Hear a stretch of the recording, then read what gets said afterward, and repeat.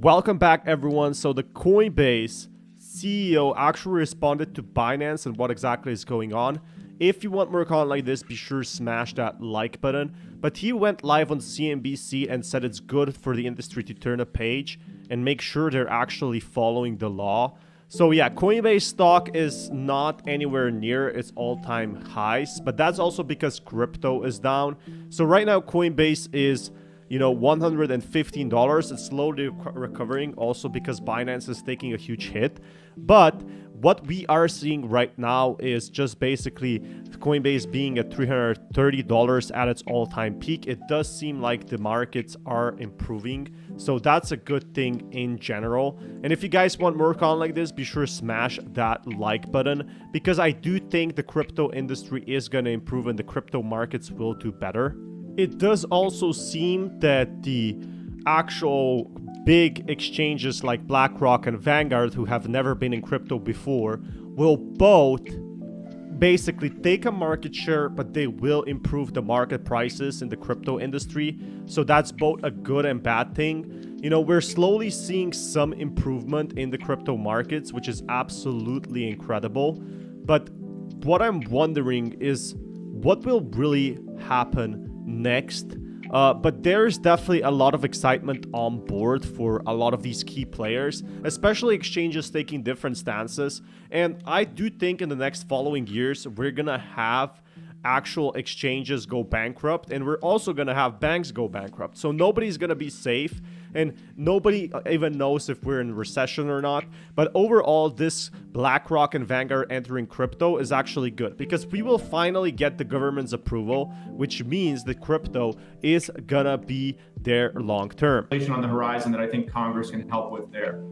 And Brian, so the DOJ just held this press conference. They talked about some of the awful, really, use cases for crypto. They talked about terrorist financing, transactions that facilitate child sexual abuse. How is the industry going to move on from that? Really, the dark side of crypto, some of the nefarious use cases at a time when this industry is also gaining legitimacy on Wall Street. There's a lot of hope for an ETF. How is the industry going to move on to become more legitimate, especially in light of what happened today? Yeah, well, centralized services in cryptocurrency, just like custodians and exchanges, they need to be following the exact same rules that exist in traditional financial services to be looking out for that type of criminal behavior. And one thing I think a lot of people don't realize is that if you look at the best third-party data out there, less than 1% of activity in crypto is for illicit purposes like those that you just described. By the way, the US dollar cash is about 4% used for illicit activity. So crypto is certainly not unique in that a small percentage of bad actors try to use it. That's why we at Coinbase, for instance, have really strong transaction monitoring programs, and we've invested a lot in these programs around KYC and AML. But the centralized actors need to follow those rules. I think we saw that Binance in this case was not maybe following those rules as well as they should have. But the decentralized aspects of crypto are probably going to be regulated differently. They're protocols, they're self-custodial wallets. And so the industry needs to figure out how it can apply those rules with regulatory clarity, not just in the US, but these offshore unregulated exchanges as well. And then we also need to make sure we preserve the innovation potential in the decentralized aspects of crypto to balance that. So how do regulators prevent some of this from happening again in the future? It sounds a lot like just banking regulation, things like KYC and AML that you think of really applying to some of the more traditional financial institutions. The industry has pushed back on that and said we want different regulation. Is that possible at a time when Congress might have some different priorities, especially with an election coming up next year? Yeah, well, I think some areas of the law are already quite clear around OFAC and KYC and AML, like we saw. And I don't think the industry has been pushing that against that. In fact, quite the opposite. The companies that I engage with and in the U.S. that are based here are all leaning into that. We've been doing that for many, many years. Now, there are areas of the law today that are still not clear in crypto. For instance, which of these assets are commodities and securities. And that's where we've seen some of this draft legislation going through Congress. In the absence of that regulatory clarity, we're also availing ourselves of the court to go get case law created that can create that clarity as well. So, look, the first and best choice would be to have regulators come together and publish clear guidance. We haven't had that happen yet, so we're unfortunately having to rely on the courts and now Congress to pass some of that. Congress does have many priorities, as you put it, but I know that, for instance, Patrick McHenry and those have made this crypto legislation a priority. And you never know exactly how and when things may become law in the United States, but we're going to keep trying that. And I feel confident that the U.S. is going to get it right eventually. And so, Brian, Coinbase has not been immune from its own legal troubles. Can you give us any sort of update on the legal battle with the SEC? The SEC has sued Coinbase for what it says is an unregistered broker. Does any of the action today impact the way you think about your own legal battle with U.S. regulators?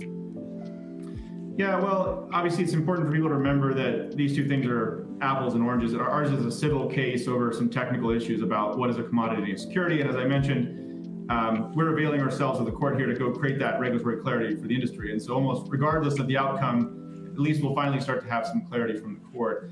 The Binance case here was a criminal matter, obviously, with much different facts and circumstances and a huge dollar amount that is quite a bit different.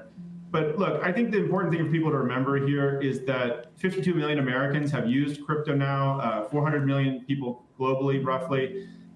This technology is not going anywhere. More Americans have used, like 5 times as many Americans have used this technology as have an electric vehicle, for instance. And so we have a real opportunity with this technology to update the financial system, make it faster, less expensive for people, more efficient, more fair, more global. So yeah, after following this video and watching everything, I do fully agree with them. Binance has been everywhere and there wasn't exactly rules on regulating crypto, but now Binance has been regulated a lot by different countries. And now with the government saying an approval, a lot of retail investors can actually buy the Bitcoin and Ethereum ETFs. Before, it was much harder to actually buy crypto.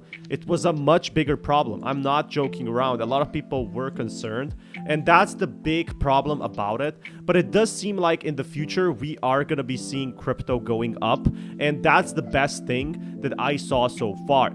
Crypto with FTX just isn't going to be around anymore, and everyone knows that.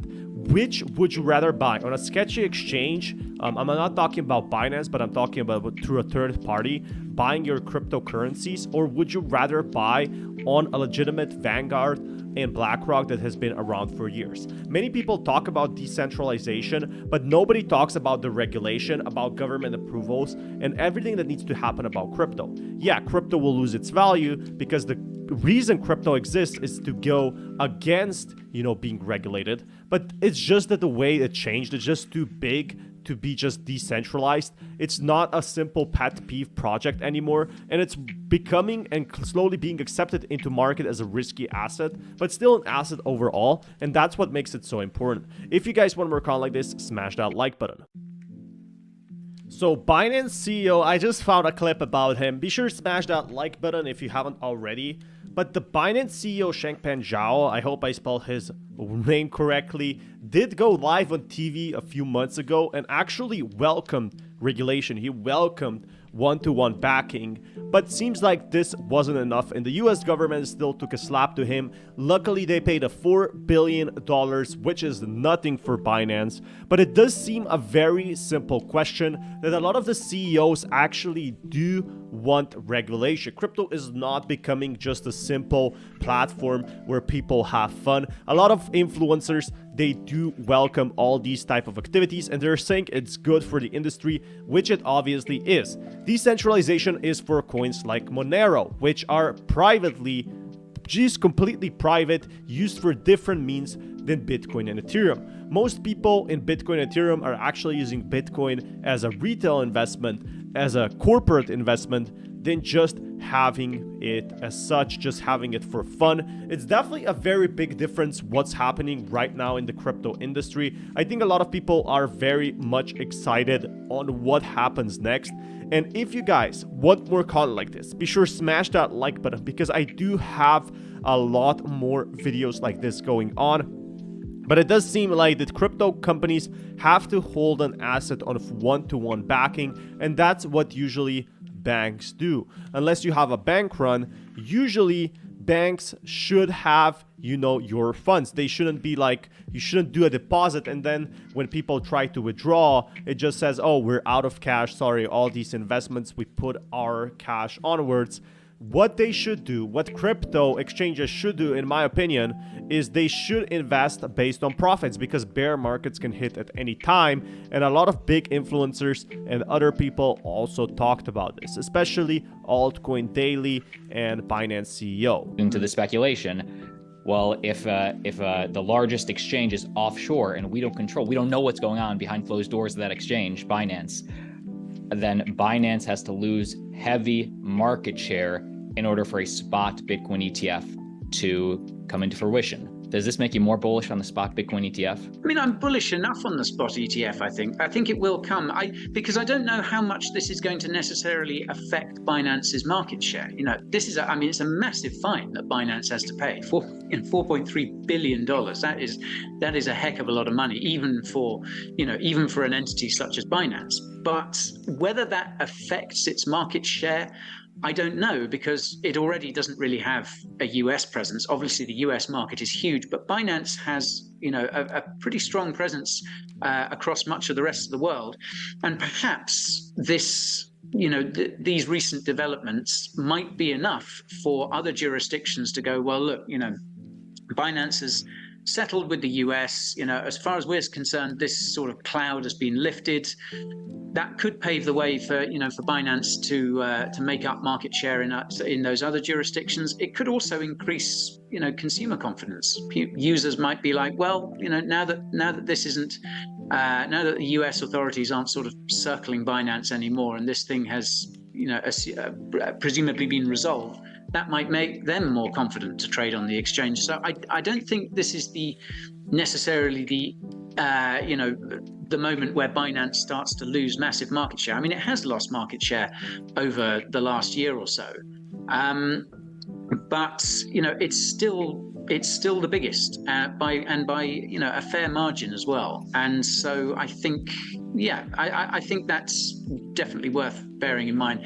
But having said that, I still think the ETFs are more likely than not to be approved regardless. I think in a lot of ways, CZ stepping down, paying the fine, just getting this over with, allowed Binance to dodge a bullet. It's like, let's all move on from this. Yet markets are emotionally driven, and the BNB token could have been avoided if, and tell me if I'm wrong about this, you allowed customers to deposit and hold USDC instead of what it looked like was that you auto-converted them into your own exchange dollar. Am I wrong? There's a minor corrections. So number one is we do the auto conversion into BUSD, which is not issued by us, which is not the exchange dollar. It's actually issued by a New York DYF licensed entity, Paxos. So the reserves are in New York. It's a stable coin. The problem we had before is we have many different types of stable coins on Binance. And Bitcoin trades against USDC, Bitcoin trades against BUSD and the USDT. There's TUSD, there's a bunch of other things. And then it's very difficult for users to find the best price. So we said, okay, they're all stable coins and they should convert 1-to-1. So let's combine all of them into one so that the users just they want to buy Bitcoin, they go to Bitcoin BUSD and they find it. On the deposit and withdrawal, we do the conversion. We have channels to convert them 1-to-1. But the channels we have actually have to go through a bank, because to convert from BUSD to USDC, we have to sell BUSD into US dollars, cash in a bank, move it to a different bank account, and then buy USDC at a different institution. So that day, we had more users trying to buy or trying to deposit BUSD and withdrawing USDC. And we ran out of that. And the bank that does the conversion doesn't open until 6 hours later. And that's a bank in New York. So we were actually blocked. This issue was actually caused by a bank. So that's and stablecoin is the only one we convert. Every other asset, people deposit Bitcoin, we hold Bitcoin. People deposit Ethereum, we hold Ethereum. Right. And you understand why I'm asking you that question, because it does appear in that instance, at least, that when you said no amount of withdrawals would put you under pressure, by default, it put you under pressure. Now, whether it was you're doing or some other bank's doing. And so the question is, longer term, would you reevaluate how you do that? So we have the assets to convert. So there's no margin, no leverage. We just needed the bank to open. So the bank opened 6 hours later. It was fine. So banks don't work for 24 hours a day. Banks only work for like a few hours a day. And when you try to, and when banks are shut down, when banks are closed, you try to withdraw money, it doesn't work. That's exactly the same situation that happened. And we allowed people to withdraw other stable coins onto other platforms to do conversion if they want. So there was not a liquidity issue. It was just, there was a conversion issue that was going through the bank. In terms of the credibility of Binance, you disclosed that Binance holds about $60 billion of crypto assets. But thus far, you haven't disclosed your liabilities. And I wonder why that is and whether you will. Yeah, so we are working with the firms to do the audited financials, liabilities, etc. Very simply, Binance does not owe people money. Binance does not have loans from other companies, from other funds. We just don't have it. You can ask any fund in the ecosystem. You can ask any VC. We actually also do not have VC investments, so we don't owe anybody any money. And we also do not have loans to other people that we depend on for our next payroll. So this actually does prove a very fair point, and it does seem like these big crypto exchanges are actually coming up. They're paying their fine, they're paying their fees, and they're making a very fair point. Look, we paid money to the US government. We didn't make that much with Binance US than we did with Binance, so it could all be over. And Binance has a very fair point. Binance is still the number 5 top crypto, well, BNB is, and the exchange volume is still over 5 times the Coinbase, over 5 times anyone else.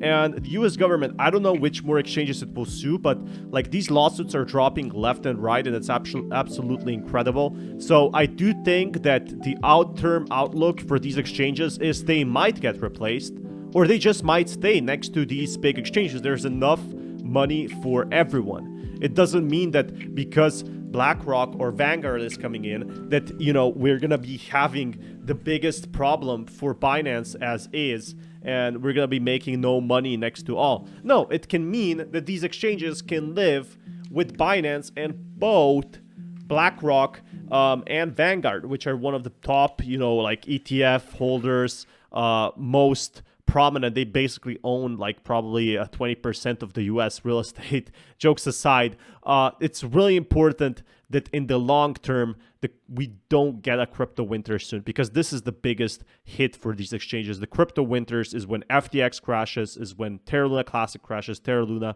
And I just want to let you guys know, if you enjoyed this content, be sure to check out my other videos. Until next time, peace everyone. Robert Kiyosaki is the creator of Rich Dad, Poor Dad, and this time he gave his own stance on crypto. What's happening, everyone? I'm your host, Coin Central, and I hope you're all doing fantastic today. But Robert Kiyosaki recommends Bitcoin, gold, silver investments before it's too late. The average person who tries to save money is a loser, says Kiyosaki, while recommending investments in Bitcoin and precious metals. And there's a very clear stance he made on crypto overall. While we didn't know what exactly he did before or what his opinions were, right now, to his 2.4 million followers, he said that the fiat currencies are basically fake money system. Great news, gold breaches new highs. Bad news, workers and savers are losers. Bad news, been saying the same for 25 years. Don't be a loser. Get out of fake money system and invest in basically all these cryptos. And I'm going to show you what exactly he said and give my own opinion on it. He predicted that gold would soon reach $2,100, and he expects it to rally to $3,700. And while I do agree that most likely crypto will rise as other markets will probably take a downturn, with the big currency trade battle we have right now, I definitely do think Robert Kiyosaki has the right idea, or investing in stocks instead is also a smart one, and not necessarily just having cash, because cash is the biggest loser. I'll show you guys what he meant by this. I think 6 is the number. So I backed up the truck on 6,000. So today I think Bitcoin's what, 20,000? Yeah, Bitcoin's at 23,000 now, but it got as high as 60,000 at one point. Yeah, but I don't buy at 60. Right. So anyway, I bought it at 6, and I bought a whole pile of it. Same as I buy gold all the time. I don't save dollars. I save gold, silver, Bitcoin, Ethereum. And I don't just say I like the stuff, but it seems to hold its value. And you know, Buffett called Bitcoin rat droppings or something like that. You know, but he's a stock guy. Grant Cardone buys apartment houses. You don't have to buy apartment houses. You can buy a bond, and bonds are going down right now. Do you know what I mean? You just got to be smarter. I don't have bonds, by the way. But anyway, there's so many things you can buy, but the biggest question is, how smart are you with your money? And what does school teach you about money? Nothing. And you wonder why school teachers are broke? Because they don't know nothing. My whole family are school teachers. Good people, nice people, Marxist, but good people. I don't care if you're a Christian, a Jew, a Buddhist, or Israeli. I don't really care.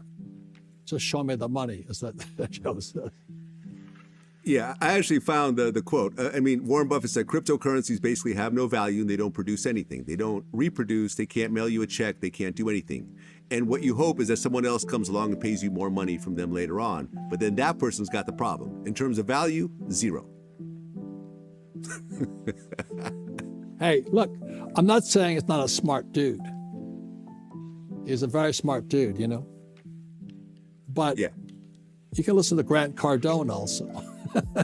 You can listen to me. You can listen to Dave Ramsey, who says live debt free. You got to choose your teacher. Sure. That's all I'm saying. Like when I was in Sunday school, I was like 8 or 9 years old, and the Sunday school was a young teacher. This is in Hawaii. And she said, why were the 3 wise men wise? And I said, I raised my hand, you know, I was about 8 or 9 years old. I said, because they were rich. And she goes, why do you say that? You know, because in church, love of money is the root of all evil. So she said, why do they say they're rich? I said, because they're rich. And she goes, why? So they had gold, frankincense, and myrrh. You got to be rich to have that stuff. And she shakes her head because this violates every one of her Christian values about the love of money is the root of all evil, right? She says, no, they weren't. That wasn't why they were rich. That's why they weren't wise. I said, so tell me why. So one of the most valuable lessons my little Sunday school teacher taught me. She says, because they always sought the best teacher. And for them, it was Christ. For many in my family, it's Buddha. For the Muslims, it's Abraham. For the Jews, Jews is Abraham. For the other guys, it's all this. So in real life, seek your teachers. If you listen to a lot more people are actually switching to crypto from the financial systems. And I personally think it could be both. It doesn't have to be just one single thing. A lot of people expect, you know, people to hide their money in the wallets. But Robert Kiyosaki just says, don't be a fool. Don't make the same mistake as everyone else did, because a lot of people, they just keep cash on the bank, including I did the same mistake. And that's the big problematic thing that a lot of people are worried about, in my opinion. It's not that it's the best decision to hold Bitcoin. There's obviously better financial decisions, but it's obviously not the worst. And that's the good thing about it. That's the good thing I like about crypto overall. It's good. And so I like what you guys have to say. Thank you. And there's something else coming up on August 22nd, 2023. August 22nd, 2023. One of the biggest changes in world history is about to happen. It's when the BRICS nations, Brazil, Russia, India, South Africa, now Saudi Arabia, and possibly Mexico and Japan will join the BRICS. And they're going to get behind a cryptocurrency backed by gold. So do you guys have anything to say about that? Yeah, you have a bunch of different countries right now trying to come out with, you know, central bank digital currencies. I think back in 2017, you had, I believe it was Argentina, I can't remember 100%, but they had the Petro, which was a oil-backed cryptocurrency, and that one essentially kind of just flopped. So it's really... That's good. Yep. Why did it flop? And what you guys are listening to, all listen to Rich Dad's show, you're listening to history in the making as we're alive. Because what happened in 71, Nixon took the dollar off the gold standard. And 74, a guy named Kissinger, I think it was went to Saudi Arabia and said the dollar will be backed by oil.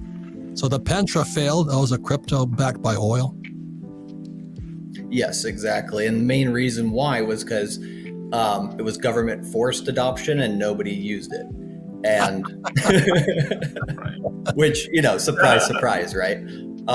So, with BRICS, I think this one has a lot more chance for, people gaining traction because what it's trying to do is it's trying to make a trustless way for these countries to interact with each other through, like you said, blockchain type technology.